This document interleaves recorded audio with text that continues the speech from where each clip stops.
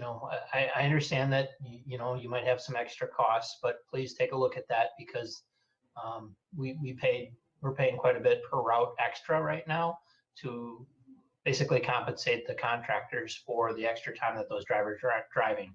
But to their rationale would be they're going to be driving a little bit more because now they'll have another time where they'll have to be taking the high school, middle school students to school as well as taking them home. So they are going to be driving a good part of the entire day, probably 3/4 of the day for sure, with little breaks in between, which is not overly exciting to the contractors. But they've been real great with us. They've been hanging with us and doing what we needed to have done based on the program or the phase restart that we're doing. So hoping to hear from them in the near future. So I just wanted to be upfront with that. Okay, thank you. Anything else? Yeah, just one other quick question. I just noticed, or not just noticed, but while I was reviewing the contract, I noticed that there are two different mileage rates, $1.114 and then $1.057. Is there a reason for that? So I think it's based on the type of bus that they're using. So it's something that we kind of inherited. Actually, I inherited 20 years ago. Whatever the rationale was at the time, and I'm sure the contractors have it now, is that it's just more cost effective to drive one of the buses compared to the other. Oh, I'm noticing all of those the lower cost rate is for the mini. Everywhere it says mini is for that lower rate. So now I'm seeing that identified in the text. Yeah, so those buses are just more efficient. They don't use quite as much gas per mile as the others. Perfect. Those are all my questions. Thank you. Great. Heather, it looked like you had a question. Yeah, thanks, Steve. Andy, I just had one question on versus last year. Can you just help me understand how the 1.8% compares to what was approved last year at this time? Ooh, you're taxing my memory. I think we were in the 2.4 or 2 something like that. But Gina, do you remember? I guess where I'm going with this is I'm not looking for the exact number, but is this comparable? Is it because of the increase to the staff that we're mirroring that, or just I'm trying to better understand how we got to this number? So it's a number that's basically certified by the WERC as far as how much we can provide to our staff members in a given year, and so it's basically a CPI number, Gotcha. Consumer Price Index number. That's all I wanted to know. Thanks. Yep. Tim. And Andy, do the rates float with fuel prices? Is that a separate calculation? Yeah, so that's a different portion of that. You'll see fuel adjuster in there. And based on the price of fuel, I'm going from memory here, like changing 8 or 9 cents or something, there's an extra penny that gets adjusted into their pricing. So there's a whole chart on how that works. And so these $1.11 or so amounts are actually adjusted upward because I think these prices, those rates are based on prices that are a little bit on the old side. Got it. Thank you. Anybody else with any questions? Troy? Andy, are there additional costs that our contractors are spending due to cleaning and disinfecting due to COVID? We've been pretty much buying a lot of the product for them. We have a spray system that sprays the buses in between when they have enough time to spray them in between routes. I think we definitely purchased the chemical because I see that going on in and around Mark's office all the time. But the equipment wasn't that overly expensive. We basically replicated what the fire department's been using. Since Mark works there, he had an inside track at that. So trying to think of other costs that they might incur. They might incur, extra time, obviously, for their staff to do that, but that's what the $90 is supposed to compensate them for. I'm sure I'm missing something that if I had them here, they tell me some other things. Sure. But it sounds like the product is a district expense that we're paying for. Okay. Yep. Okay. Thank you. And I think we're getting them the gels that they're using to wash their hands and those types of things. The kids, Right now, we're not doing a lot of that because kids have mittens on, but before the mittens came out, we were doing that as well. Thank you. Any other questions from the board? Otherwise, I'd entertain a motion to approve the 2021. Steve, I have some questions. Yeah, go ahead. Actually, kind of a lot of them, but short and sweet. Andy, kind of a piggyback on Troy's question. So are the cleaning supplies and expenses coming out of the transportation budget, or is that the COVID budget? That's the amount of the budget that we established for COVID. Okay. We're tracking it.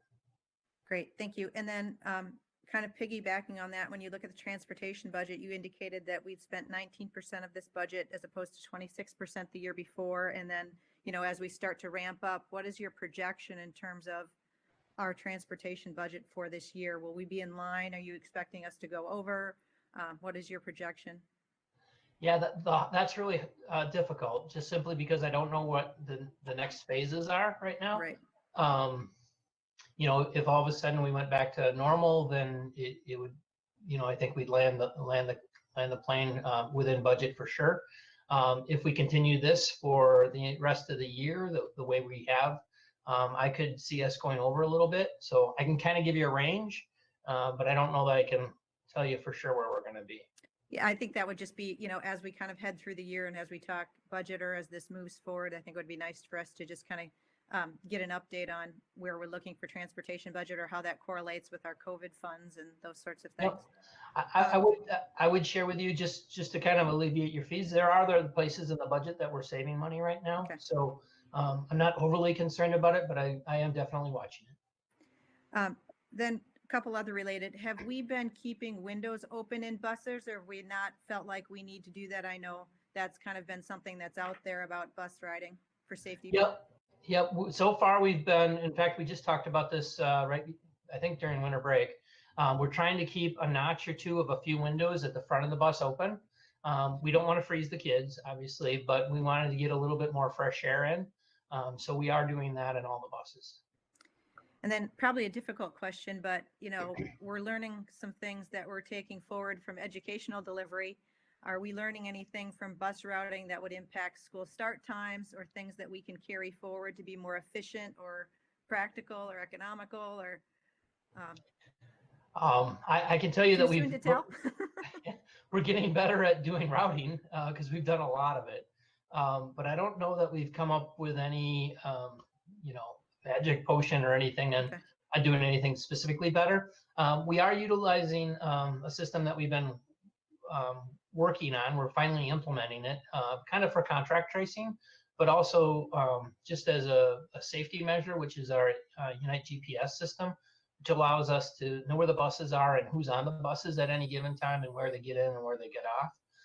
And then we can actually trace the speed of the buses at any point during their route, that type of thing. And then we have that data for down the road. So that's kind of something new, but it was something we were kind of been working on before COVID. Great. And then finally, I would just like to echo Andy's comments about thanking our bus contractors. They have been wonderful partners with us, not only through COVID, but in equity and inclusion training, working with us with school start times, all those sorts of things. So I would really like to thank them and what they bring to our school community. That's it for me. Thank you, Krista. Any other questions from board members? Okay. Seeing none, then the recommendation from administration is to approve the 2021 transportation conditions of payment as submitted. I'll move approval. Is there a I'll second? This is Anna. Second. Anybody have any discussion on that? I don't see any. Call the roll, Katie. Ms. Flanagan, Yes. Ms. Bishop, Yes. Ms. Garrison, Yes. Mr. Maring, Yes. Mr. Pankratz, Yes. Mr. LeBrun, Yes. Mr. Zach. Yes, motion carries. Conditions of transportation contract is approved for 2021. And thank you, bus contractors, for all you do for our district. And Andy, thank you for you and Mark for getting this put together and for working so cooperatively with our bus contractors. It's a unique arrangement in this state, and one that served us very well. So, Absolutely, I'll pass that on. yeah, that takes us to action item C, 2 WASB resolutions. Next week is our virtual WASB convention. It's the 100th anniversary of the Wisconsin Association of School Boards, and they were planning on a really big gala in Milwaukee, but they're holding it virtually. And I know a number of board members have signed up to attend either synchronously or asynchronously over a period of time. One of the things that occurs at the convention is the delegate assembly, where resolutions are considered and voted on by member districts.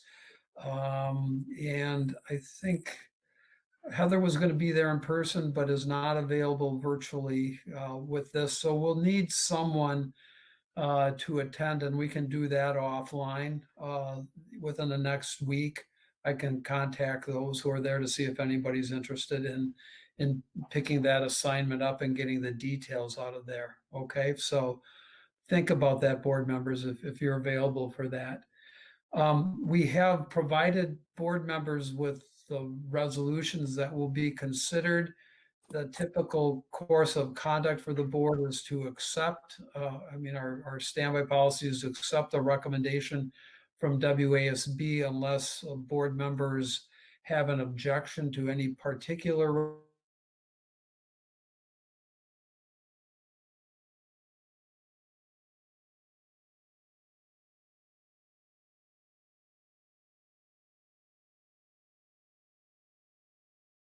positions of WASB with respect to the resolutions that would be put forth before the membership next week. Okay. Okay, I don't see any objections, and so the instruction to our delegate will be to follow the WASB recommendation unless in their conscience something comes up at the delegate assembly that warrants a different stance in the delegate's judgment on behalf of the board. Okay. Any questions about that? Are we good with that? Okay. Next item is C3 21-22 school calendar, and we've been getting information last week and then through today regarding that. This is an item that if the board is comfortable acting on tonight, we would, so as an action item tonight, we can approve that. If the board has more questions or wants more time to consider it, in talking with Dr. Bergstrom, it's not essential that we adopt it tonight. We could move that to the 25th and our board meeting there, but if we're comfortable, we can proceed tonight. So Gina, I think this is for you to discuss, right? It is. Yeah, and before you're going, thanks for all your work you do on this. This is a lot of work, getting the feedback on the calendar, something not a lot of school districts do, but you do, and send it out to get feedback. And so go ahead, the floor is yours. Well, thank you. It is fun to think about the 21-22 school year. So just to let people know, we do get opinions and feedback from all of our stakeholders when we do this process. We talked about it a little bit as a policy committee in November. And then we did send out a survey to parents and staff on January 5th. And so we really wanted parents and staff to have a nice winter break, and then sent the survey out when they came back. And so that was due Sunday. So that is why I was sending you numerous emails today, because I wanted to make sure you had the most up-to-date information. I also did talk with Laura Stoller, president of the OEA, about the calendar. And she and I are going to talk tomorrow as well, just to give me some feedback to see if we can have a better process from the OEA standpoint. So I'm looking forward to that conversation. So in terms of the calendar, just to let people know what we look at when we do that, is there really aren't a lot of decision points. Once you look at, we have to honor the number of days in a teacher contract. We have to honor the employee handbook and the holidays and schedules that are set in there. And then we have to, which I should start with state law, which presumes that we cannot start before September 1st, unless there are grounds for a waiver, and they are very narrow grounds, such as if you were going to referendum and you were doing construction. And so then we talk with the board every few years about guidelines as to how to build the calendar, such as looking at graduation date or just sort of other what I call Oregon traditions, like having the Wednesday before Thanksgiving as a non-student day. And so the board does reaffirm guidelines that I then follow when I put together a draft calendar for everyone to consider. So if people had a chance to look at the draft calendar, if you look at the survey responses, and this was our highest response rate this year. So that was really exciting. We had 1,300 individuals weigh in on our survey. So that was fantastic. About 30% of those were staff members. So the majority were parents in our district, which could also be staff members as well. So I did just want to give you some highlights, as I always ask parents and families about professional development days, because we know that that can impact our families to not have school. So we do want the feedback from them. More people than not said that they do like it when we schedule those around a holiday or other break. And a number of folks had no opinion about that. One thing that was new this year is we wanted to ask our families about the impact of non-student days in terms of the impact of childcare.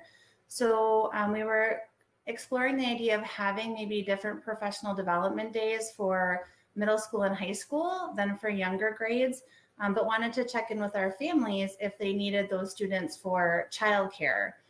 And about 10% said that they do use older students to help with childcare for younger students. So that's a helpful data point for us to have when we look at scheduling, inclement weather days or professional development days or other non-student days.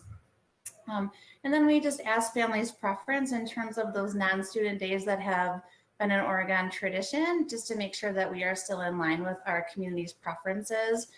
And they did confirm that they do prefer that we have December 23rd as a non-student day, the Wednesday before Thanksgiving as a non-student day, and the 2-day fall break in October. And then we had a majority of our respondents say that Martin Luther King Jr. Day should still continue to be a non-student day. So with that, then we turn to look at spring break, and that was very close in terms of people's preference for spring break week. Going by pure survey numbers, we landed on the week of March 21st as the recommended spring break week, but it was very close in terms of preferences. Other than that, we get a lot of comments on the survey, and so I do read every single comment, as does Katie.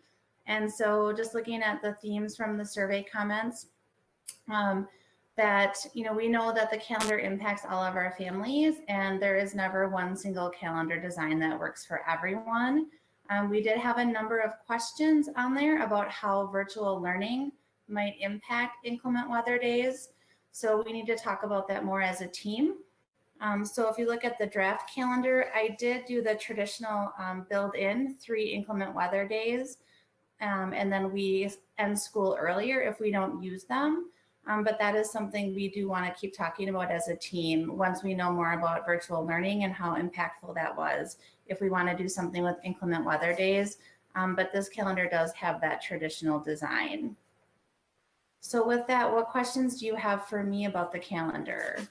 All right, Krista, questions?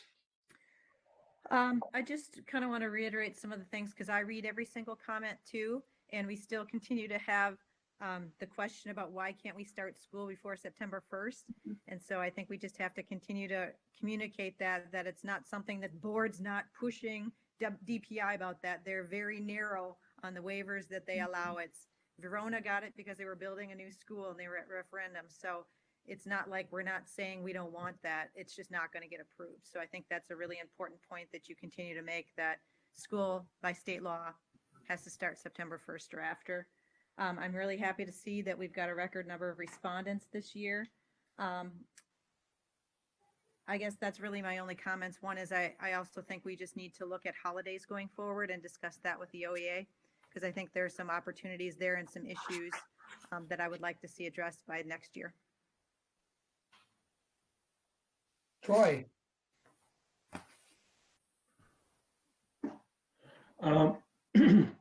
Gina, just to confirm, and it's probably just something I'm looking at wrong, but the last full day of school is projected to be June 9th, correct? That's correct. Okay, it just looks like on my print that the 8 is bold. Oh, thank you. I do need to fix that. Okay. And then I guess my only other question is just to confirm, for this calendar, we are not proposing that split PD day for K5 or K6 and 712. Is that correct? No, we're not proposing that. We were exploring the idea of potentially having different PD days or maybe having virtual learning for higher grades, and just wanted to know what the impact might be on younger students. But it's an exploration, so it is not incorporated into this calendar. Okay, that's all I had. Thank you. Thanks, Troy. Tim, any questions? The only same one that Krista brought up about starting after September 1st. I just think there's not a better year to ask for a waiver.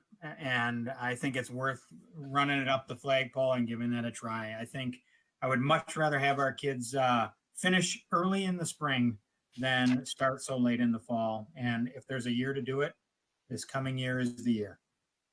That's it. Anna? Thanks.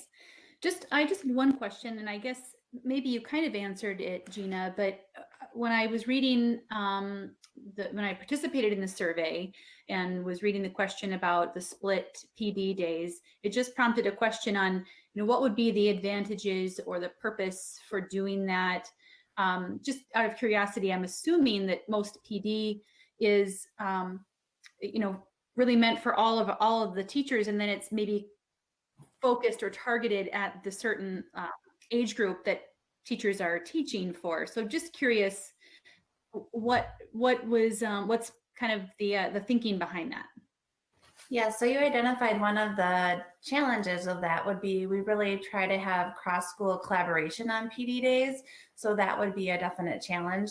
One of the things we talked about, for example, this year with the different start dates for the different schools is we did think about, well, should we have different PD days if there are different times that students are returning? So, and then that just led to the conversation of, was it something we should explore for the future? Perhaps with inclement weather days, do we perhaps want to have virtual learning like for higher grades than younger grades? So it just led to a bigger conversation.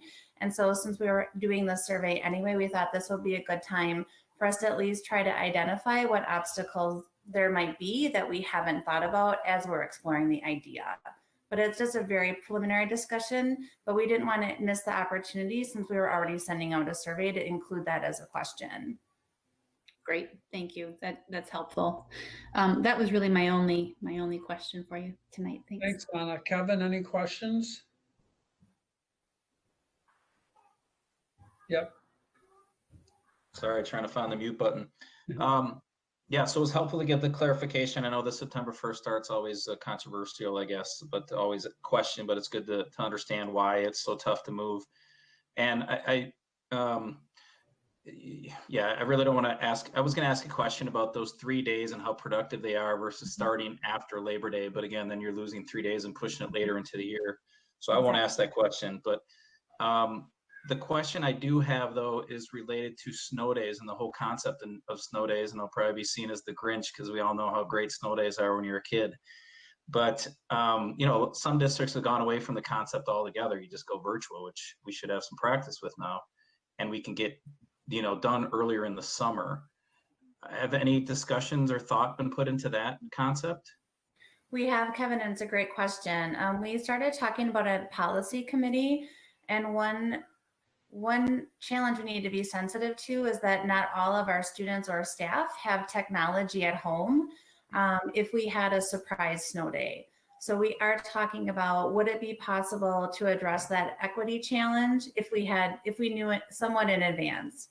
And sometimes we do, where they're predicting a big snowfall for the next day, and sometimes we don't. So we want to be sure that all of our students would have access to learning if we did go that route.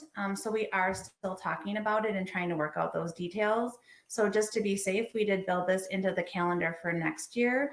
But if we came with a plan that we were confident that students would have access and staff would be available, then it's something, we definitely want to look at for next year. And this calendar would still be effective because it would just mean we would not have those inclement weather days potentially, and then school would end earlier.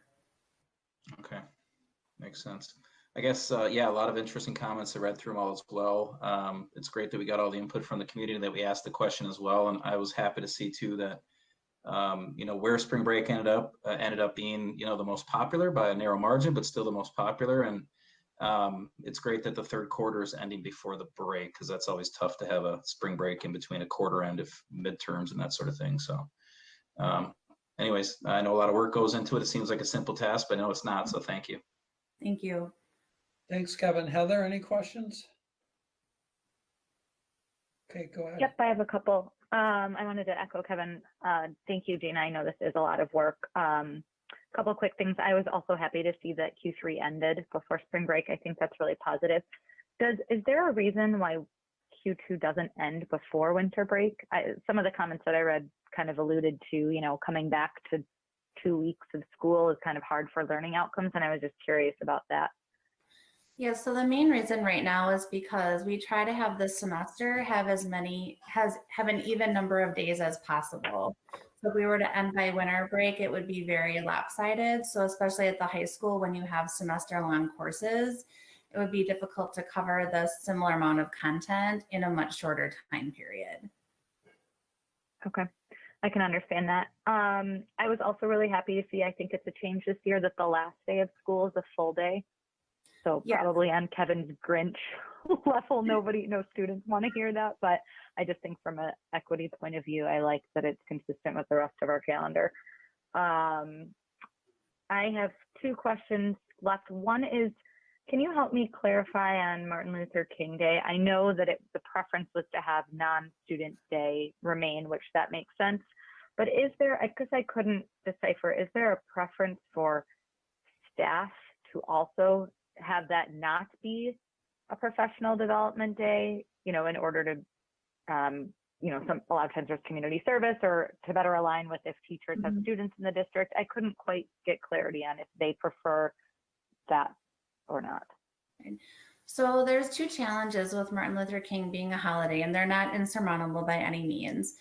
So one is just with the semester ending, that is a very busy time for our teachers. So when we've had preliminary discussions with the OEA and other staff, that they really feel that they need that work time in terms of all the grading that has to be done. So it would be hard for us to not have some type of PD day, even if we had a holiday there. So then we have to figure out another place to add that as an instructional day. And if we were to add a holiday for our staff, then that does have a budget impact, at least from the hourly staff perspective, which again isn't surmountable, but just something that we have to plan for. So far it has been difficult for us to schedule that, because as we add in another holiday, then that just means we go longer in June, and we really don't want to be pushed into the 3rd week of June. We try really hard to do that.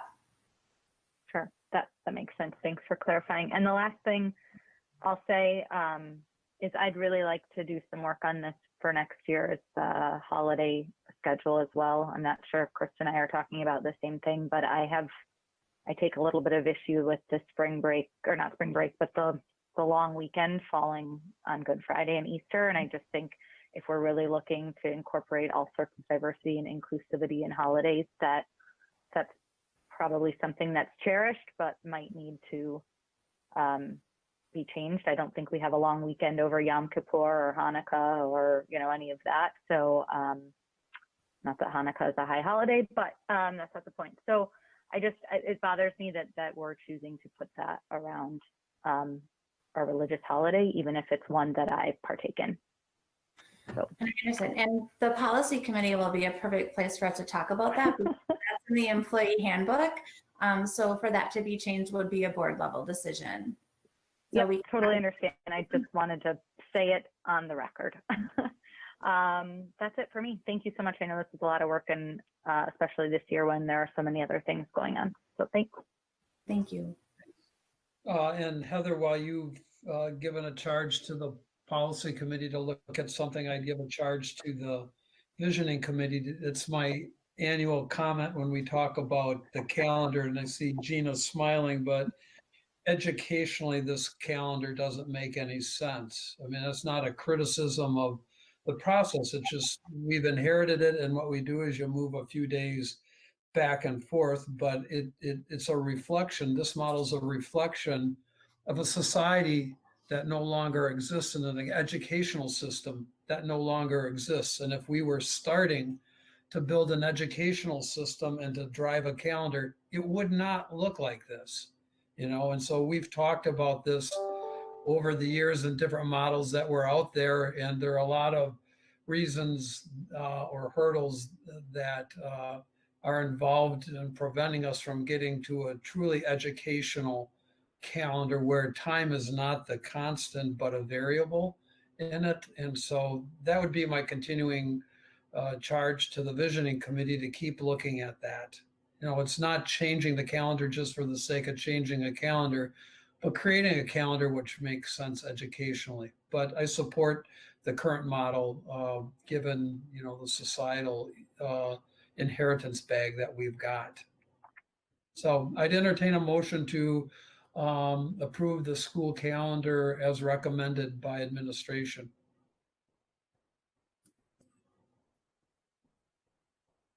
So moved, Kevin. Is there a second? This is Anna, I'll second. Okay, any discussion? And just raise your hands if you have anything further to add. Okay, call the roll, Katie.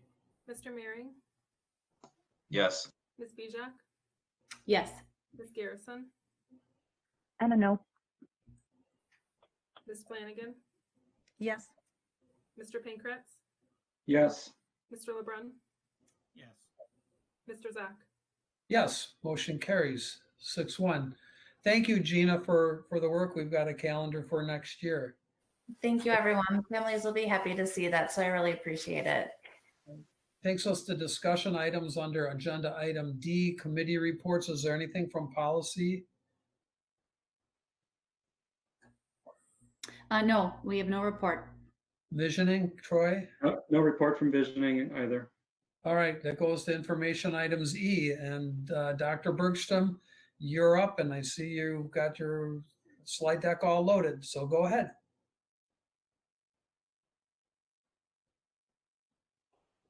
And Leslie, I think you're muted. You're muted.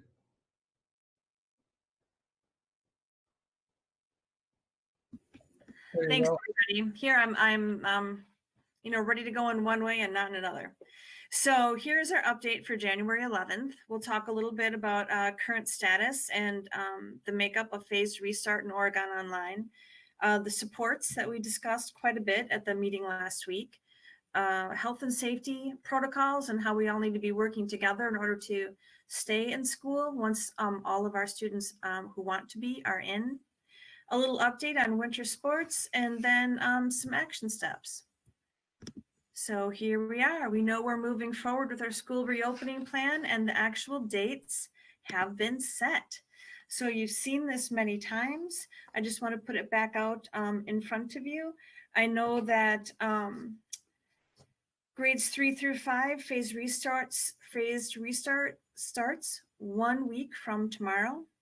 Grades 7 through 12, that's February 8th. We have cohort and group assignment letters have been sent for K-6. They were sent last week on Thursday. The bus routes are currently being created and drivers are starting to contact families. And grades 7 through 12 will get more information on the logistics related to their phased restart in just the next couple of weeks. So just a little bit of comparison, because I knew that you might be interested in seeing how semester 1 and semester 2 compared by grade band, phased restart versus Oregon Online. You'll note that grades 7 through 12 don't have numbers for semester 1. And that is because when there was a large number of non-respondents to the choice, we didn't call the hundreds of families until we knew that it was absolutely essential that we know but all of first semester, everybody was online, so that follow-up wasn't essential. However, for semester 2, it is, because people must make a choice and we must know what it is they plan to do. So you can see where it all falls. The older students get, the more likely it is that they are selecting Oregon Online. It's interesting, we're right about where the rest of our Dane County counterparts are. Just about everybody is a similar overall percentage. I would say that some schools have an even higher high school online programming. I think one school goes as high as 40%, but overall we're right where our peer districts are. Now this one I thought was a really interesting thing to note. And I'll tell you why I place a high level of interest on these numbers.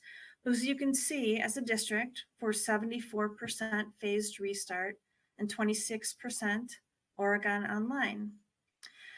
And then you'll notice by demographic group, the numbers shift a bit. And we have a higher number of students who are selecting Oregon Online in the Latinx 2+ races, Black students and Asian students demographics. And I thought that was an interesting thing to, an interesting thing to note for a couple of reasons. In addition, you'll see down at the bottom, we have our students with special education services. We have a slightly higher percentage of students selecting Oregon Online, even higher for students who are eligible for free and reduced lunch. And our students who are English language learners, over half of them are selecting Oregon Online.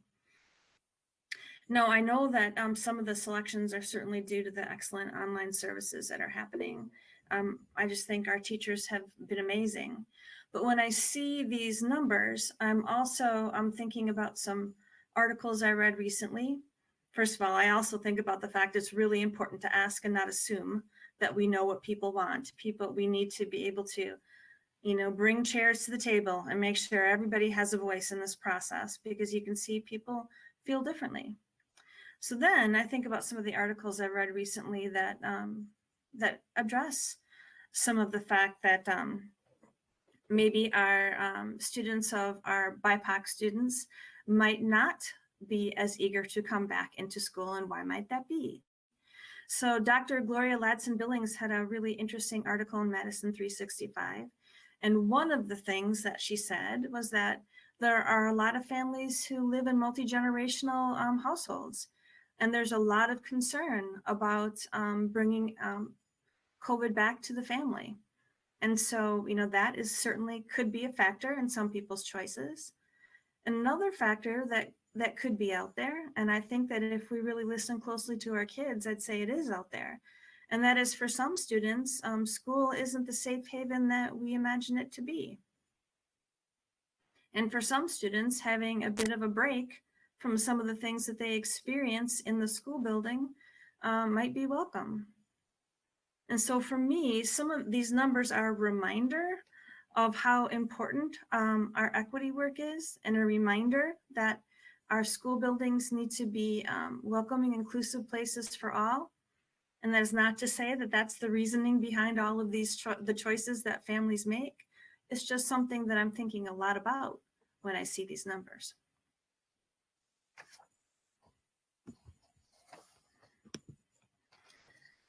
So then I want to talk a little bit about the social emotional learning supports that we discussed last Monday night. Certainly don't need to go forward or go through all of them, because we did quite a bit of that discussion last evening, but we will, or last Monday night, we will continue to employ our equitable multi-level systems of support framework. And you can see it right here, equities right in the center of all the decisions that are made. This framework is very aligned with our 5 values, including the whole child emphasis. As a matter of fact, I've given many presentations on this systems of support and our 5 values and how they intersect so beautifully. And this approach was in place long before the pandemic happened. And the fact that meeting the social emotional learning needs of all of our students is a priority. It was before the pandemic, it is during, and it will be after. And you know that Dr. Weidensie a week ago did a really nice job of sharing all that we are offering our students to ensure that when they are back in school, whether they're Oregon online or Face Restart, they're feeling good.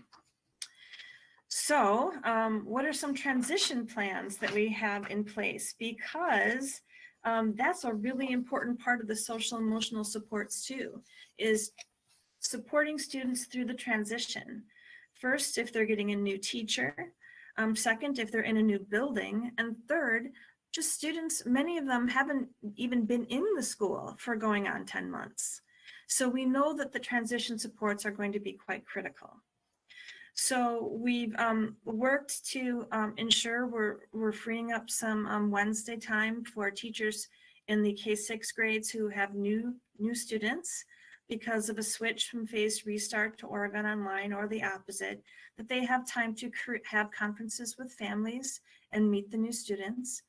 At every level, we're developing activities to help students meet their new classmates, acclimate to the in-person learning and all of the safety procedures that are a part of it. And you'll see that down at the bottom too. A lot of PBIS lessons, that's positive behavior intervention and supports lessons at every level to prepare students for the safety protocol expectations. Decisions, we're having a lot of discussions about what in-person will be like with our students. And all of these things are starting now. It's not as if we'll start the day before the transition or we'll have these lessons when the students are in front of us. All of these things are starting to happen right now. As an example of orientation activities, February 3rd is when we are beginning the planning for grade 9 high school tours, because we know how important that is for our students who haven't been in the building, because those of us who have know that it's a quarter mile from one end to the other. And so there's a lot for students to become accustomed to. And teachers are helping students understand their schedules, creating them now, helping students go over them now so that they're comfortable when the next phase happens. Now, there are things to continue to think about related to health and safety and community transmission. Not only do we know that because common sense tells us that, but I'd also say that our medical working group has put a lot of emphasis on continue to monitor what's happening in the community. So this is the latest information, or an example of some of the latest information. Our 14-day average is actually up. It was 138 cases last week, the 14-day average, and it's now up to 168. So we're definitely experiencing a bit of a bump up, and we don't know yet whether that's continual or just related to the holidays and will dissipate. But safety is our concern, and so we're going to continue to monitor. And you can see that we have, of the communities in Dane County that had a significantly higher rate of cases overall, Brooklyn was at the top, and you also see Fitchburg as number 3.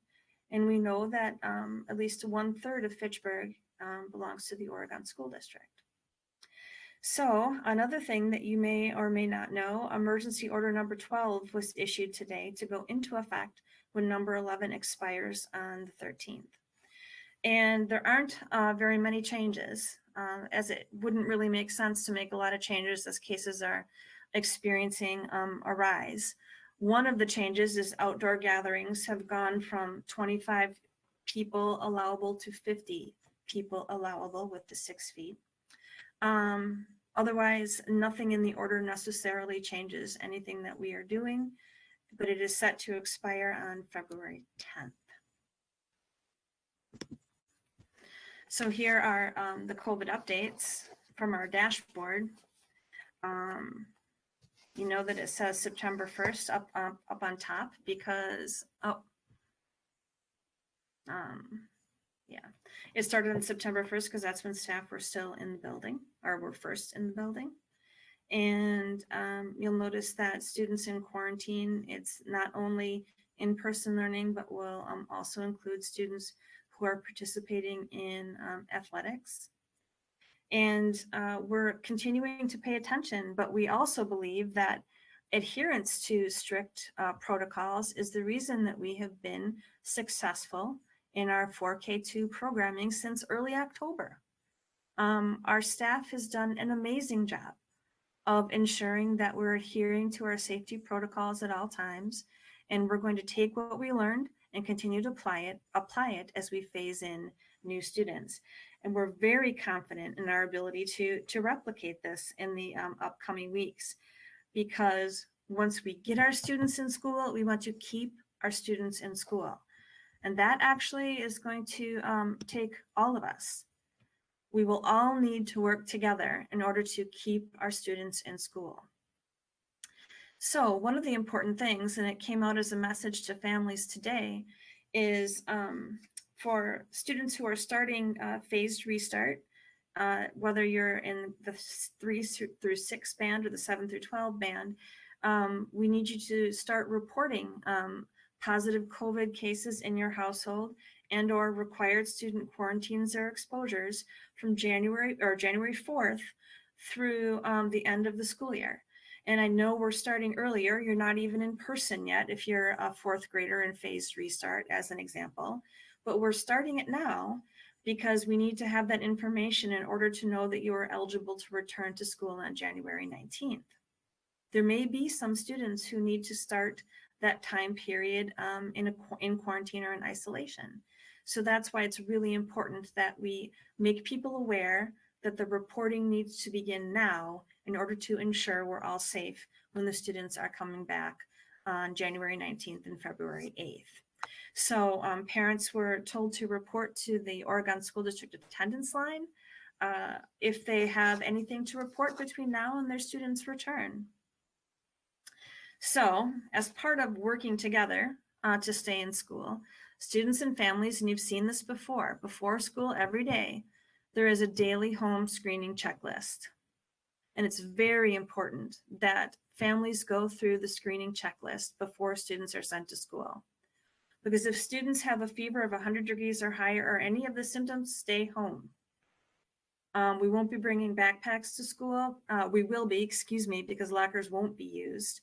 And we're asking people to bring water bottles because the water fountains won't be on. It'll be the bottle fillers that are on. And once students are at school, students and staff together will wear a mask. We'll keep 6 feet apart. We won't share supplies, and we'll take frequent breaks to wash or sanitize our hands. And if an exposure or positive case occurs, we'll follow all the processes and protocols that are necessary to keep our classrooms and our schools safe. So again, as part of working together, there are a lot of things in place. We have static cohort assignments for 4K through 6. We have the group assignments for 7 through 12. A lot of attention has been placed on our ventilation and air filtration systems, on necessary traffic flow adjustments within the schools, the isolation rooms, making sure our classrooms are set up for the 6 feet of distance. That is something that started weeks ago, and we're continuing on through so that we are ready when our students are back. And then, of course, transportation. We've spoken about this too. There are a lot of things that need to happen in order to make sure that every school environment, including the school bus, is a safe one.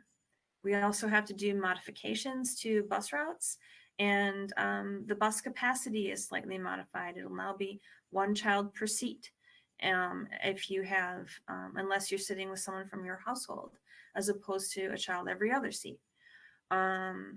And of course, we're maintaining, to the best of our ability, bus monitors to really help students understand what's expected of them. So an action step for the families as far as keeping students in school, we're asking that before your student comes back as part of the next group for phased restart, that you go to our webpage listed here and you take a look at our health and safety policies, so that you know what's expected of your students.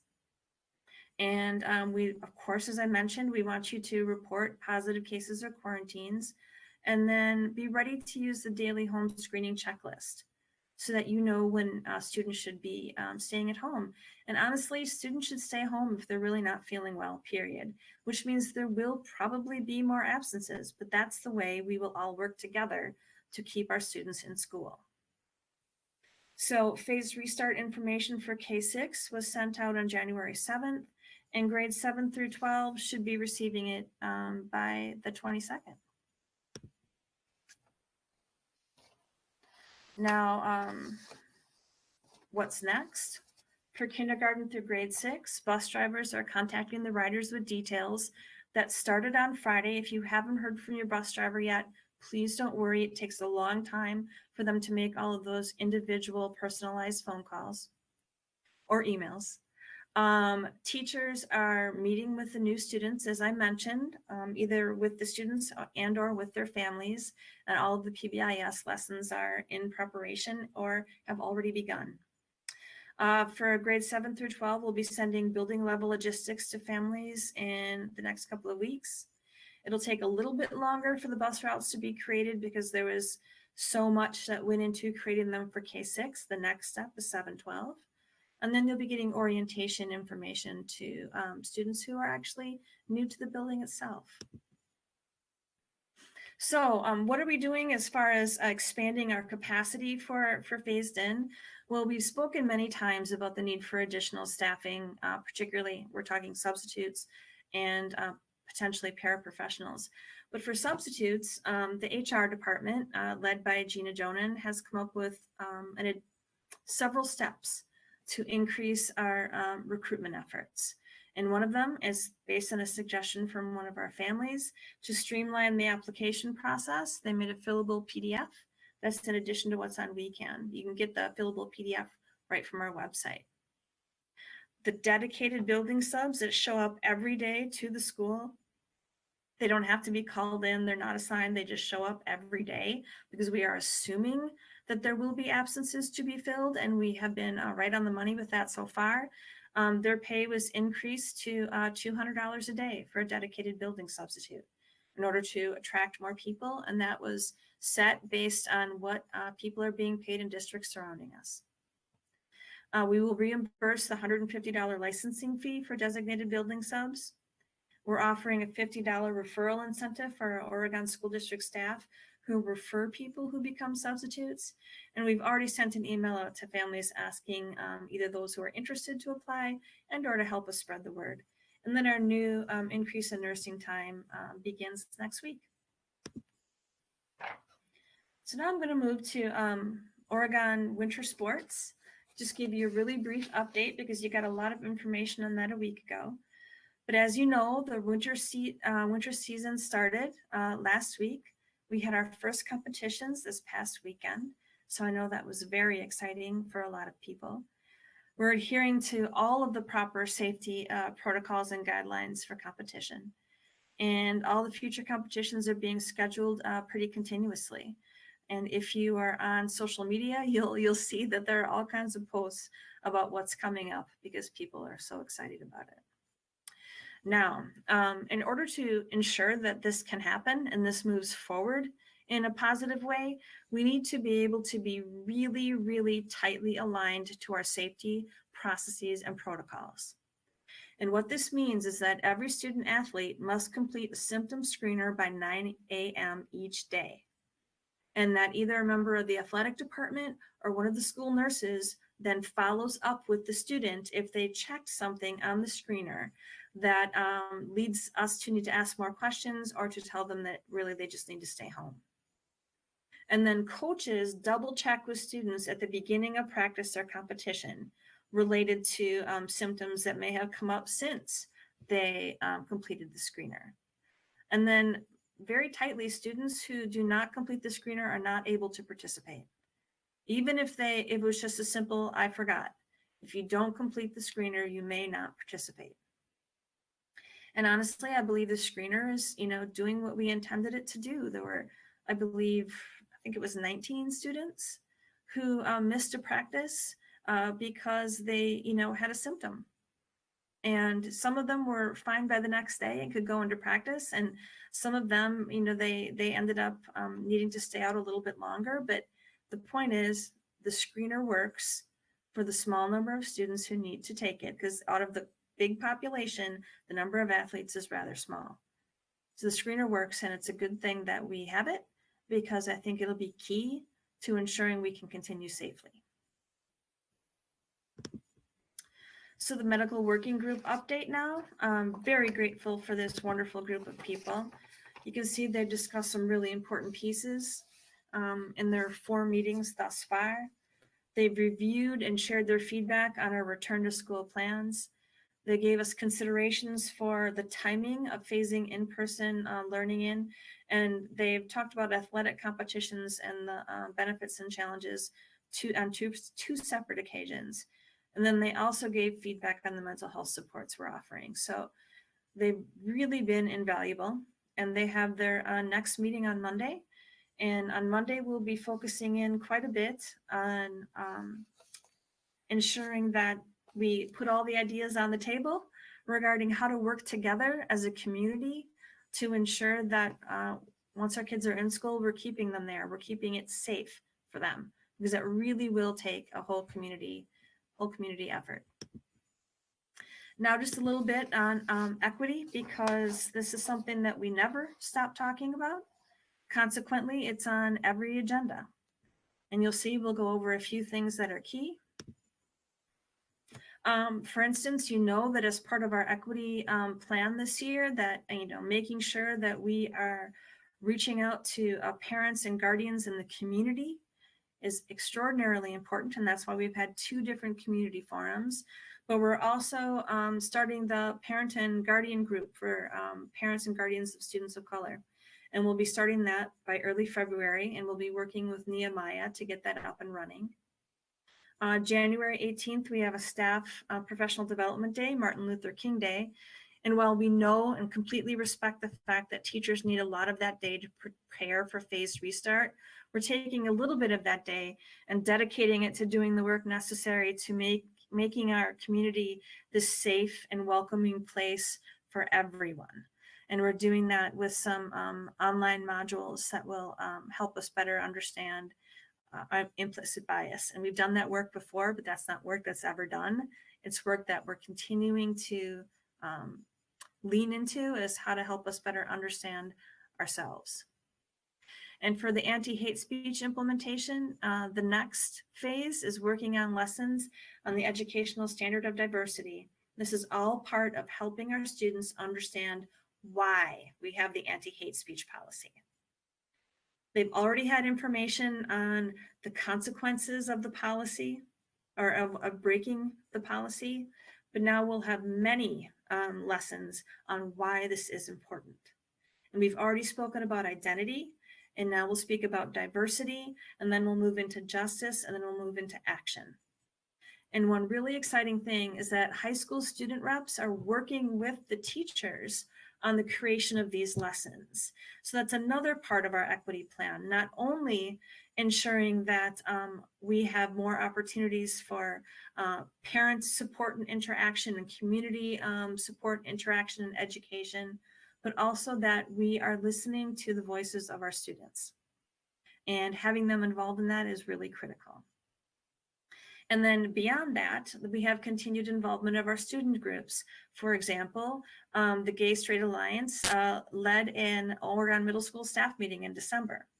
And the Oregon High School Multicultural Student Union have been creating and delivering advisory lessons on equity topics. And one example was they did lessons on the celebration of Hispanic Heritage Month. So these are just examples, but they're important examples because they're part of our plan of ensuring that our students have an opportunity to be a really important part of this work, and that we are including our community and our families right along with us. And I think that is the update for this evening. I think we'll do this the same way we've done before, as questions or comments from board members. So Heather, you're first, and then Kevin. Yep. Thank you, Leslie, for that update. I have just a couple of questions. Could you go back to slide 5 for me, please? I'm sorry, I prematurely ended that. I'll go right back. No, that's all right. Sorry, it's the only one that I'm going to ask you to go to. So it had to do with the upper grades, a higher percentage of the upper grades choosing the online option. Yes. And I realize that we don't have a baseline from semester one. So, I'm not talking about necessarily the change, but just if you had any anecdotal information on, as the grades increase, why the percentage online is increasing, what might be behind that trend wise, if you had any further information. Well, I actually would want to ask my colleagues, either Jim or Shannon, if they want to share, because they are the ones talking to the families most often. And I think that's where the best information comes from, is through conversations with our families. So I don't know, Jim and Shannon, do you have anything that you've heard anecdotally as a trend? So we were around 28% for first semester. And so our shift wasn't hugely significant, but we saw a lot of families flip-flop. So families that picked online in the fall, then switched to phase restart or the other way. Some of the families, again, this is purely anecdotal, but some of the families who switched to Oregon Online found that their students really liked being at home, maybe less social drama. They were doing well in the online environment. We have a number of families I know who have now, kind of what Leslie was talking about earlier, who have either older relatives or families with health conditions. And so while they would prefer to be coming to school, it's not the safest decision right now. Some families talk to us about coming in after adults in the home are vaccinated. So I think it's a range of reasons that I came up with, and what you can add to, Jim. Shannon really hit, I think, the nail on the head. The decisions that people made in the fall were based on models that we had on paper and things that we could share. The decisions they're making now are based on experiences. And I think it raises some really interesting questions moving forward as we're already working on scheduling our building for next year. Gotcha. Thank you. The other question I had was, sorry, Leslie, I guess I am going to make you jump to a different slide, was the one where it's about $200 for a building sub. With the information on our new sub plan, right? Yes. Yeah. I know. Yep. I know in previous times we've talked about sub pay, and I just didn't see anything on that. And if there was any talk or decision on trying to increase the hourly rate, not for the building subs, but for the hourly subs, and would that help us get a bigger pool or cast a larger net? Just wanted to see what feedback you have on that. Mm-hmm.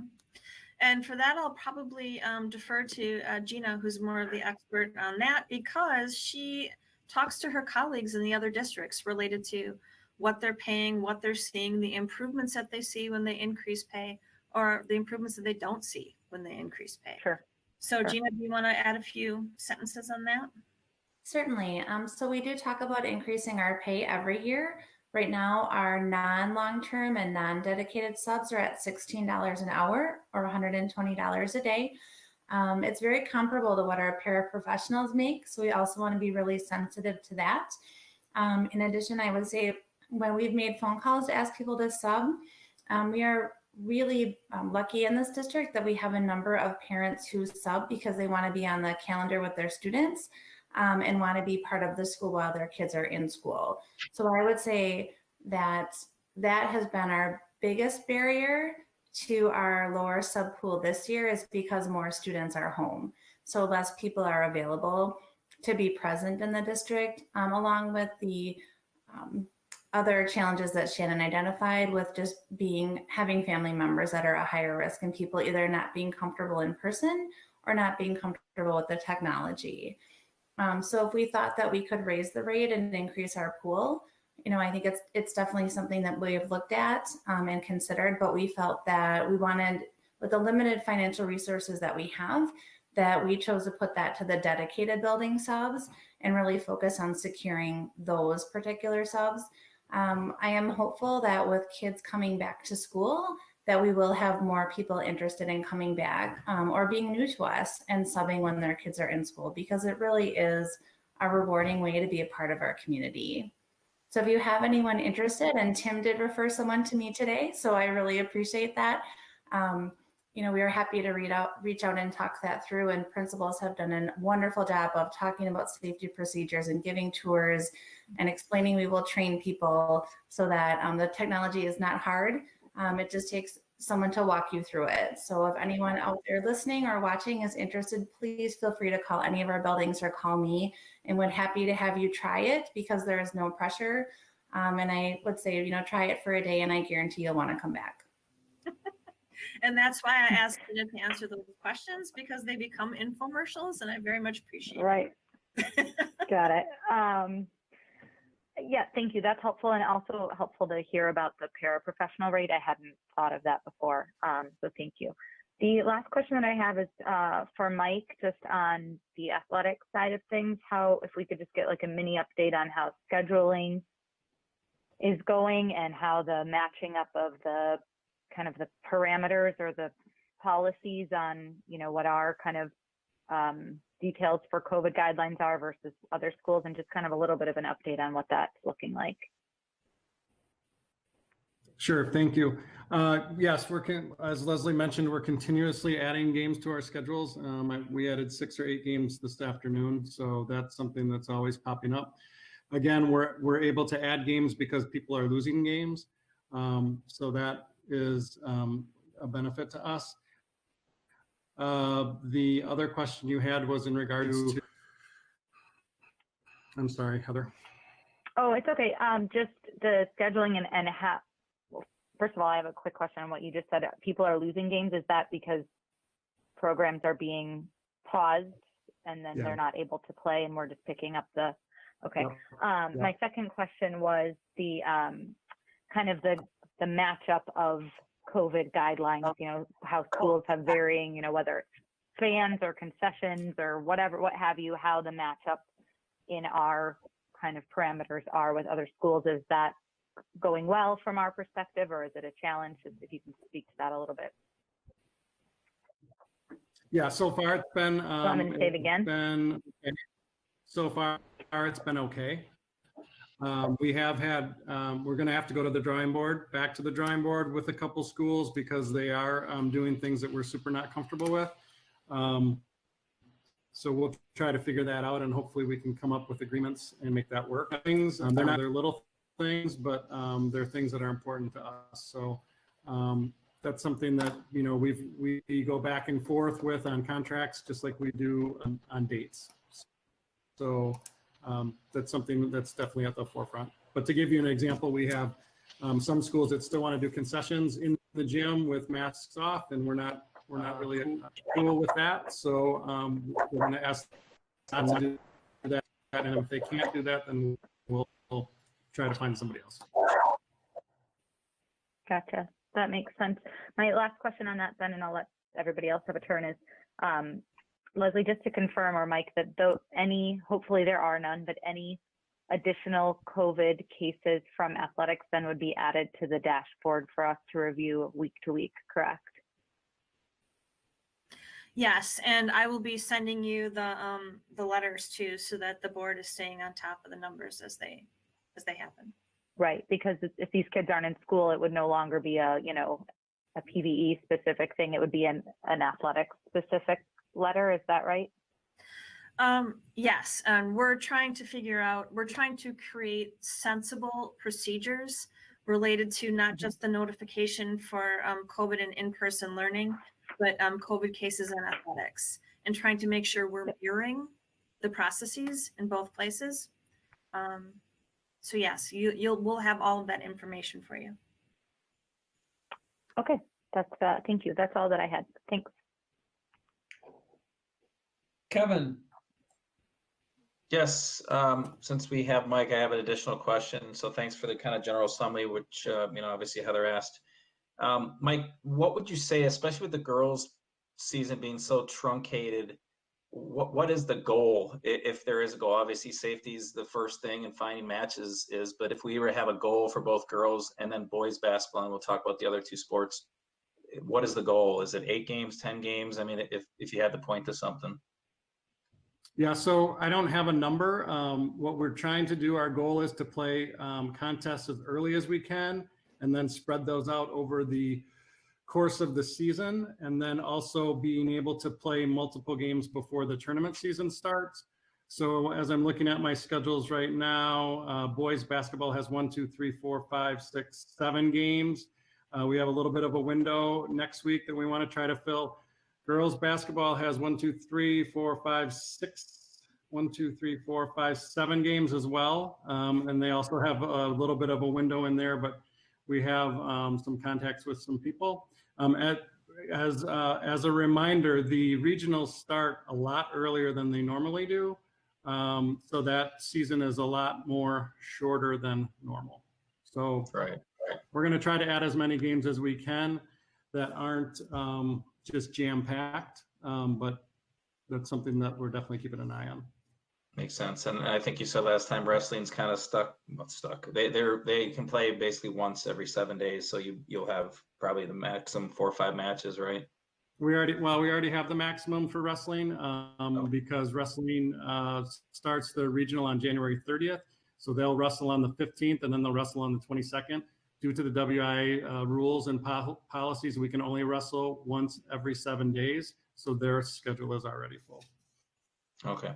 Last question, since you mentioned WIA, have they given any guidance to how they're going to run the state tournament? I mean, that's got to be a logistical nightmare with matches and where it's going to be played and protocols and what have you. For basketball, I guess specifically I'm talking. Yeah, so for all of our sports, that is going to be a challenge. They just sent out some information and some surveys to see who can host when. As most of you know, we're usually a sectional final and sectional host for both boys and girls basketball, which is a great opportunity for us to show off our facilities. And we won't be able to do that this year because of the order number 12 that's now out. So that's going to be a real challenge, and it's going to look a lot different than it has in the past because it won't be at the Kohl Center. It might not be at the Rush Center for the girls. It's going to look different. Right, like we said last time, or at the meeting on this, I think the kids will be happy to play anywhere, right? In a great school with peach baskets if they have to. Thanks for that update, Mike. The second question I had was related to transportation. I saw the encouragement of parents bringing their kids to school, which totally makes sense. And we asked for the same kind of in sports, but have we given consideration to the already challenging traffic issues we have, like especially at RCI? And obviously it's cold out, so is there a way to extend the time kids and families can get into school and different traffic patterns? I don't want to get into the specifics, but just thinking about, the traffic challenges that are to come with that. Yes, as a matter of fact, we've even had some parents send us emails reminding us about how important it is to think about that. And so we've already had Chief Pakenkoff out to RCI to work through with Cindy, and I believe Andy, you were there too, right? To talk about traffic patterns, because students will be entering the school in various doors. So how can we distribute traffic in a way that allows students access to the doors all around the building? Because actually at RCI, no one's going to come in through the front door. So, we're thinking about all of those pieces. Sounds good. Thanks. That's all the only questions I had. Anna, then Tim. Thanks, Steve. So really good information as always. I guess, first of all, just want to thank you for providing the breakdown of information for our BIPOC community. And as far as the Oregon Online and Phased Restart, I think it's really important for us to understand those differences and look at it from that lens. So I really appreciate having that data to be able to take a closer look at how those are trending. So I really appreciate that, and just want to say thank you for providing that data. Couple other things. I guess you mentioned requirement, or maybe it's not a requirement, but a recommendation to review the health and safety policies, the handbook, or is that going to be something that is signed off on by families, or is there going to be a requirement that we've read this, we agree to this, we understand this, and we're following these? Well, the COVID procedures or protocols, the majority of them were already in the handbook that people signed at the beginning of the year. However, that's what part of the PBIS lessons are about, is ensuring that we're going over that again with all of the students in a more detailed way so that they understand exactly what it is that is expected of them. Okay, great, thank you. With regards to substitutes, I guess I'm curious to know, we've heard before on these additional strategies that Gina has been working on to recruit more people. Has that been successful? Have we seen any additional people signing up? Are we at a better place than we have been? I guess just curious to get an update on where we stand with that situation. Do you want to go on, Gina? Oh, sure. Thank you. So we asked that each building, K6, have 2 designated building subs, and then middle school 3 and high school 4. And so in checking in with K6, they all have at least their 2 designated building subs. Some have more, which is wonderful. So far we've been able to cover, and RCI has 2, middle school has 2, but working on a 3rd. And high school has 3 and working on a 4th in terms of extending offers and just waiting for confirmation. So yes, we feel really grateful for those building subs that are willing to come in 4 or 5 days a week for us. We would love to increase our sub pool for those folks that maybe aren't our dedicated subs but are willing to fill in, because I would say our staff right now have done a wonderful job of really helping when we've been short-staffed at the last minute. So our next step is to increase that pool, because that will be really critical, because we don't want, right now we've asked people that have had different duties to cover classrooms. We haven't asked classroom teachers to cover other classrooms, and we don't want to have to do that. So if we can increase the pool, that would be great. So please keep sending me referrals because it's really helpful. I just brought it up again so we could talk about, give it more airtime. Yes, thank you. Okay. And I guess the other thing I would comment on is it was really great to hear the equity update regarding the education efforts that are happening with our students, and the professional development that's happening around equity. I understand you've held a first training regarding identity, and that there's another one coming up related to diversity. Do we know what the schedule is for rolling that out? Is that something that we would expect here I believe we talked about February. Okay. We should be able to have all of the lessons in by February, but every school has something slightly unique, so it won't all happen in the same time in the same weeks.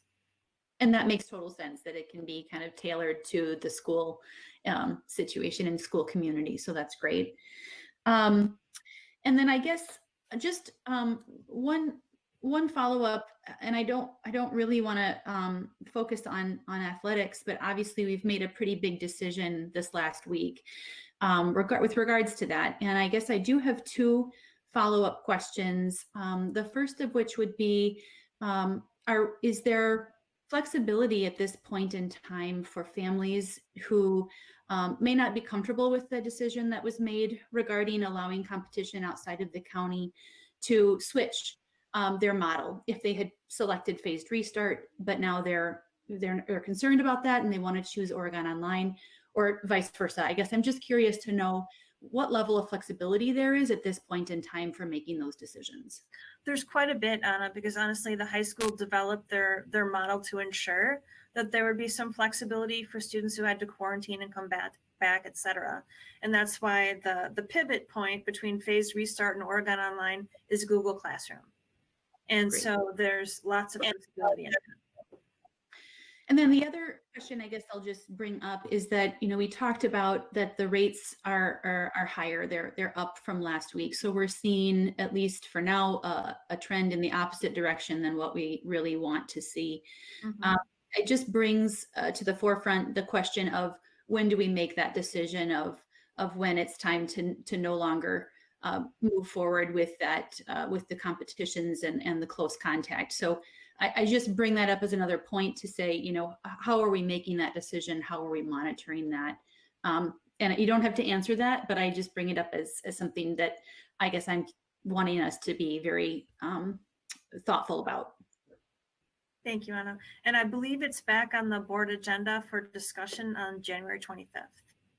And we'll be able to bring all the relevant data for you at that time also. Great. That's all I had. Thanks. Tim, and then Troy. Right, just a lot of the questions have been answered, but one of them I have about the dedicated building subs. Just so I'm clear, is that mean that's somebody who is showing up 5 days a week or 4 days a week, I should say, and is plugged into wherever there's a hole? So it's not a dedicated subject expert. It's not it's a dedicated sub purely for a specific building. Am I understanding that correctly? You are. Okay. And are there any, must they have a teaching certificate? No, actually, and Gina can talk about the qualifications for being a substitute teacher. I'm sorry, I didn't mean to get into okay. It's an important explanation. question, but no, they don't have to have a teaching license. I believe it's an associate's degree. Is that correct, Gina? It is. They have to have a minimum of an associate's degree. They do have to have a substitute teaching license from DPI. And so that involves going through the background check and fingerprinting process. So that's why we like people to apply as soon as possible, because that can take a little bit of time. Not everyone needs to have fingerprints, but some do. And then DPI, and then we have to do verification with DPI. So it can take a little bit of work. I would say most of our substitutes have bachelor's degrees. Okay, thank you for that clarification. With regards to once school starts back in, I know we're minimizing visitors. We're minimizing extraneous people in the building. I go to RCI on Mondays, typically for an hour or an hour and a half. As part of the mentoring program.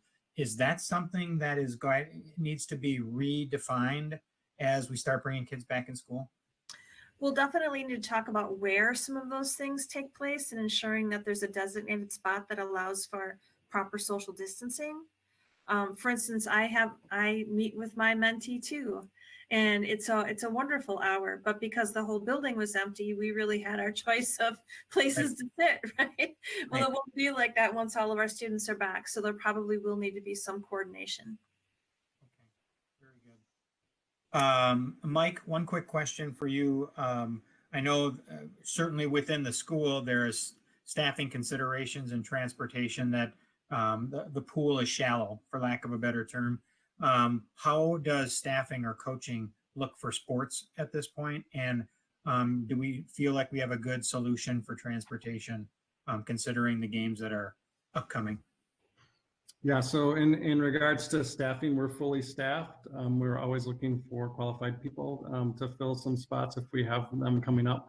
But right now we're going into the season fully staffed. We did have to make some last minute changes because people did opt out because of family situations or their comfortability with things.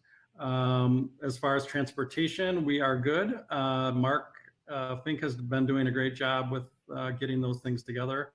But it will, like I talked about in the administrative team meeting the other day, there will be a little more pressure because we will have to take more buses than we've normally taken in the past. So I think we have a good handle on it. We're just kind of getting into the first week of really traveling with multiple teams. So I should have some more information at the 25th board meeting. Very good. Thank you, Mike. That's all I have, Steve. Thanks, Tim. Troy and Krista.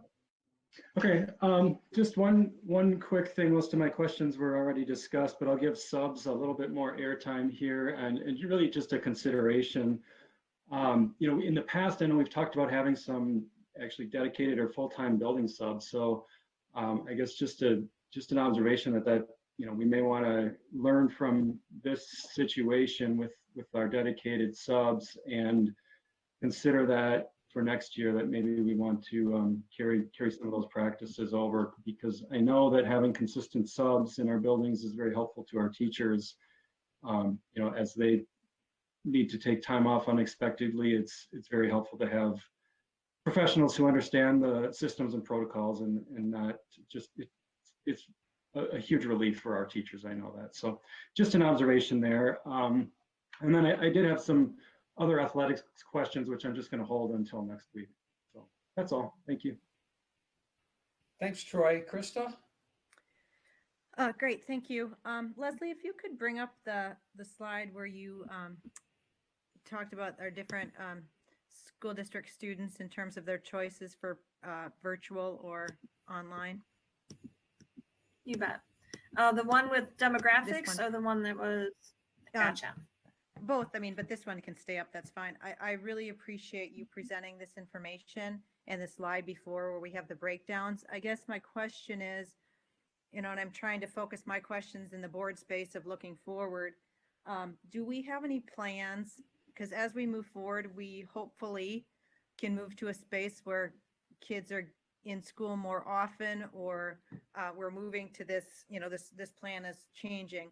But do we have any plans to do any surveys or more dedicated conversations that are less anecdotal about what COVID persona people are in? Meaning there's data out there that there's 4 different personas associated with COVID, or as we look at this slide, what are the exact reasons that people are choosing for what they've selected? Because I think that's valuable information going into the summer, going into next school year, in terms of what our offerings need to be as a school district, in person versus online versus summer. So I guess my question is, are we planning to get more concrete data associated with choices? Absolutely. But I think we have to not only think about surveys, but think beyond surveys, because we know that we don't get 100% response rate. So I think it'll not only be surveys, but it'll be conversations. For instance, in a conversation with one of the principals, I asked if, when they looked at their Oregon Online list, if there were some students that they thought would really be better served if they were in person, and had they made phone calls related to that. And absolutely, there'd already been phone calls related to that. And for several of the families that had discussed it, they said, well, we will come back. We want to come back when there's a vaccine. So I think it'll be not only surveys, but through conversations where we can write down notes and look at themes. Absolutely. Yeah, right. And when I say, I mean, you can be in person, you can do focus group. I guess the other question I have then is not only a COVID related question, but if some of these online decisions are based on a school environment issue, that's really important for us to know. Anecdotally, I've heard some of those. I've heard kids are staying home because, hey, online's working well. I've also heard from some of our mental health professionals that there's anxiety associated with being school. There's racial issues. So I think, that data would be very, very beneficial. So thank you. Back to the equity update that you gave too, I wonder if we've given consideration to expanding our equity conversations with the municipalities that we work with. So for example, government entities in the Village of Oregon, Village of Brooklyn, City of Fitchburg, and if there's any plans in terms of our equity work, because our students live in these communities and work doesn't stop when kids are in our buildings or leave. So I don't know if that's part of any plan in terms of engaging our government entities, because we're kind of an educational body that would help. Absolutely. Some of that's been done already, but I think that's an avenue that we can continue to grow. For example, I've had conversations with Mike Grace related to some of the community forums, and if perhaps it would be beneficial if they were co-sponsored, as an example. We've also invited members of the Oregon Police Department to attend some of our equity trainings. Great. We've invited village board members to attend equity trainings. I think we need to continue that route, but now extend it to Fitchburg also. Great, thank you. Last question is specific to athletics. I'm not going to ask a sub question, sorry, Gina. But Mike, I know there have been some I wouldn't say significant issues, but there have been some problems with families completing daily health checks before going to practice. So I guess my question is to you, first of all, do we know what the difficulty is with people not doing that, forgetting or not wanting to do it? And I guess how are we handling that so that that we kind of figure out if it's I forgot or if they're repeat offenders, because this is something that's super important to us to allow this privilege to continue. Yeah, so I would say the majority of the times when people don't have the screener done, it's because they forgot or they just didn't put it in their program. But we've had some kids that didn't participate in games tonight because they didn't fill it out. So we're taking it very seriously, and they didn't get on the bus. So our coaches are on board with that. And if they don't fill it out, we still screen them when they come in. But if they didn't fill it out, we send them home. So we're kind of doing even a screen even then. So yeah, we know we are going to continue to educate our kids on the importance. And I think we're trending probably really well. I mean, for something that's new and different, I think we're doing a pretty good job with it.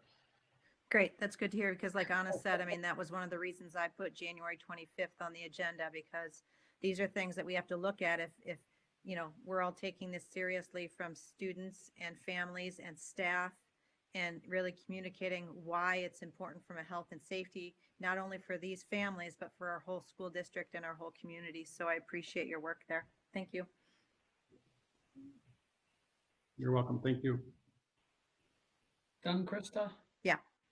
Okay, and I'm good as well. Did any of the questions or comments raise any further questions or comments from any other board members?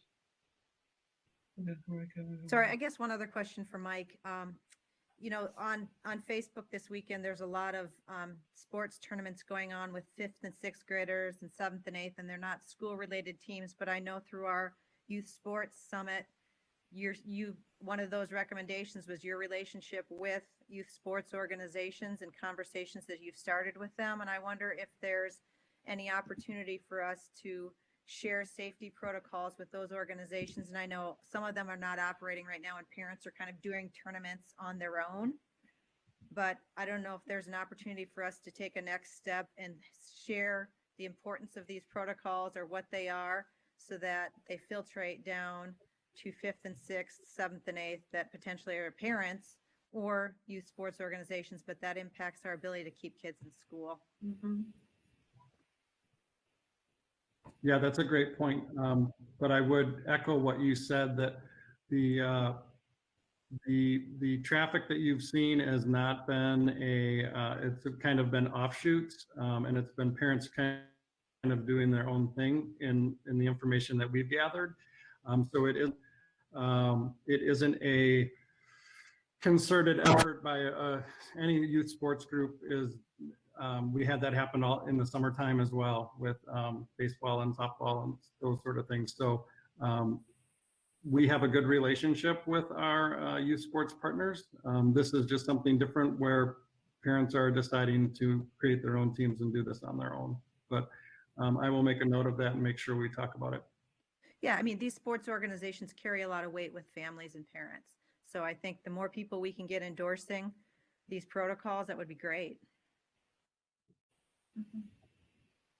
Thank you. Okay. Anybody else? I am seeing none. Thanks everyone for the comments and the questions. Thank you, Dr. Bergstrom, for the report, and we will have on the agenda for January 25th as an action item, revisiting the discussion on youth sports, or not youth sports, but sports outside the county. Anything else, Dr. Bergstrom, under superintendent's report, or did you cover what you want? Well, actually, I do have a couple of things that I'd like to brag about a little bit with my colleagues. I'll be fast, but they're definitely braggable pieces. So we know that Amy Miller and one of our retired employees and board members, Cynthia D. Camelli, were two of the leaders who applied for a drug-free communities grant for Oregon, and they were awarded the grant, which is a multi-year $500,000 plus grant related to Oregon. And the phrase is collaboration among community sectors to prevent youth substance abuse. Currently, there are 700 community coalitions funded across the United States, and now we are one of them, local solutions to local problems. And I just wanted to say a huge thank you to them for doing that, because writing, we all know what it's like. Many of us know what it's like to write grants. So that's really tremendous work. So thank you. High school orchestra is having a concert tonight. That's why a couple of our colleagues couldn't be here. And it's just a delight that we are still having concerts despite the circumstances. And it's pretty wonderful to know that kids are continuing to have that experience. So I just wanted to put that out there. It's good news. Also, the Oregon School District is a recipient of an award from Renew Wisconsin. We are actually the Renewable Energy Champion. And I'm going to put that right at the feet of Andy Weiland. So it's through his work that we are receiving this kind of recognition. And I'll just read to you the brief write-up that we're getting for that award. Long a leader in pursuing solar power for its operations, Oregon School District took advantage of an opportunity in 2018 to push the envelope on sustainability at its new Forest Edge Elementary School in Fitchburg. Collaborating with HGA's Madison office, an architectural and engineering design firm, the school district financed and saw to completion the first net zero energy public school in Wisconsin. And then it goes on to talk about all the complicated things that actually went into making that happen. But I just wanted to say that that's actually one of many recognitions that the school district is receiving for its efforts related to renewable energy and having a net zero building. And I think it's pretty wonderful. And here's another thing. It is Crossing Guard Recognition Week. I don't know how many of you knew that, but we have some pretty wonderful long-term and short-term crossing guards. And I wanted to tell them thank you. Thank you for doing their part in keeping our kids safe. We have Mark Kading, Elaine Monty, Carolyn Cross, Betty Cleaver, Willie McCarville, Bessie Woodward. And then we have substitutes too, who go out there on a moment's notice. So many thanks to them. Luann Jones, Kim Wisden, Michael Capadona, Jason Mankey, and Jim Snow. So thank you all. It's pretty terrific. And then I want to have one last thank you to our teachers, because last week, you know, we had the attack on the Capitol, which was something that our students either watched on the news or heard people talk about. And it was really challenging and even, I'd say, traumatic for some of our kids to process. And so what I'm really grateful for is that our teachers not only made the time to talk about it, to help students process this, which is a really challenging topic, but it's the fact that over the course of time, they have made their classrooms a space where those kind of conversations can happen. Because it doesn't just happen one day, that happens because you're creating a culture where you can talk about challenging issues, where you're focused on equity and justice. And that's not a one-day thing, that's a long-term thing. And so I just wanted to say thank you to our teachers for ensuring that they were creating the environments where those conversations can happen. And that's it. Thank you, Dr. Bergstrom. Takes us to closing out future agenda. Our next meeting will be January 25th. On that agenda will be an action item, as we had indicated, regarding sports at the request of Krista through our motion process at our last meeting. And then Dr. Bergstrom and I will continue to develop that budget in the next week. If any board member has an item they'd like to be placed on that agenda, contact Dr. Bergstrom or me. So Just a clarification, Steve. Athletics is on as an action item. It does not mean we have to take action. correct. It was a check-in.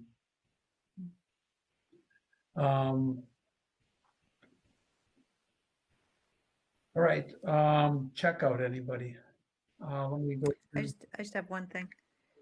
Just as clerk, I wanted to announce Katie is the one that takes the papers for school board. That Steve, for your seat, we do have a primary, and so that will be February 16th. So I want to make sure that people know that that is a date to vote for an Oregon School District Board seat. So that would be Tuesday, February 16th. The other seat, which is the one that's currently held by Troy, will not have a primary. So that will be an April 6th election, but we will have a primary for your seat with 4 candidates.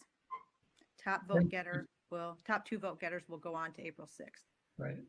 And everybody in the district votes. Everybody in the district votes for every seat. Correct. All right. Thanks, Chris. Anything else on the checkout? I just have one thing. I just want to encourage folks who are listening to participate in that Panther Appreciation Week, because there's some really cool things. I think it would be just so cool to show all of our staff and teachers the support that from this community by seeing windows filled with orange and black hearts and Oregon Panther pride type signs. So I really hope that our community can get behind this and show all of that appreciation for all of the hard work that our teachers and staff are putting in to make this a great year. So that's all I wanted to say. Thanks, Anna. Troy, anything as we close? Nope. Tim? Just one last push for more building subs. More building subs. We want to make We sure should have we've done. got- We should have done a flash mob like the high school. Yes, exactly. Exactly. Kevin? Kevin? Heather? I'm good, No. thanks. I just have one comment. Dr. Bergstrom talked about the environmental award that we got and putting that at the feet of Andy. I just know that since Andy's been here for the 21 years now, that ever since he got here, making our buildings and our operations sustainable has been one of his priorities, and that's reflected in where we're at as a district, as a leader in the state in those practices. So thanks, Andy. That's been a consistent theme for a long time. Okay, board members, we're gonna move to go into closed session. At this point in time, we're not going to return to open session.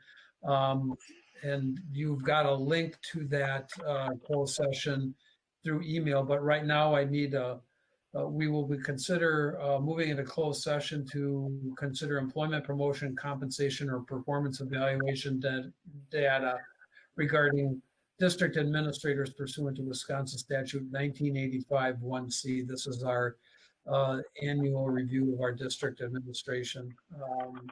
I need a motion to that effect to go into closed session. So moved. It's Krista. Is there a second? This is Anna. Okay, call the roll, Katie. Ms. Flanagan, Yes. Ms. Bijak, Yes. Ms. Garrison, Yes. Mr. Maring, Yes. Mr. Pankratz, Yes. Mr. LeBrun, Yes. Mr. Zach. Yes, board is going into closed session. Thank you, everyone. Be safe. See you in a few